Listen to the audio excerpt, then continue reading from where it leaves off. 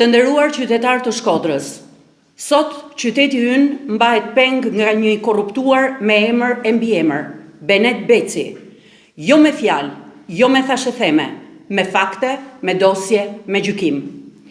Ky njeri nuk mund të jetë më kryetar bashkie, pasi ai është produkt i korrupsionit, i krimit, i bandave, i një qeverie që e ka kthyer Shqipërinë në plaçk. Benet Beci mendon se Shkodra mashtrohet me koncerte, me drita, me foto falso investimesh, por Shkodra ka kujtes, Shkodra ka dinjitet, Shkodra nuk e përtyp propagandën.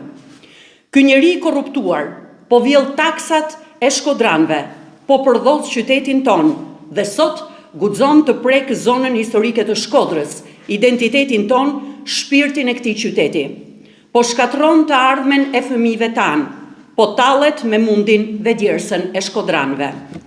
Ky mercenar politik duhet të jap dorëheqjen nga posti që e mban pa vot të pastër. Nuk fshihet korrupsioni pas mjekrës, nuk mbulohet vjedhja me mëng të përveshura, nuk pastrohet krimi me propagandë. Benet Beci duhet të jap dorëheqjen, pasi ai nuk mund të përfaqësojë më Shkodrën e kulturës, historisë dhe trashëgimisë. Të dashur qytetar shkodran, sot nuk ka të majt dhe të djathtë, sot ka vetëm një vijë ndarse, ose me Shkodrën, ose me hajdutët. Kjo qeveri ka vjedhur dhe vazhdon të vjell taksat e shkodranëve dhe të shqiptarëve.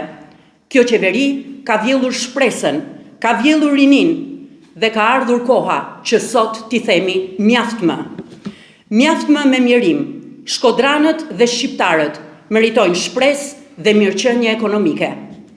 Të hënën më 22 dhjetor, ora 18, ju ftojmë në protestën kombëtare në Tiranë, të mblidhemi të gjithë bashkë dhe të mbushim sheshin, të ngrejmë zërin, t'i tregojmë kësaj qeverie dhe këtij kryebashkiaku të korruptuar deri në palc se Shkodra nuk nënshtrohet.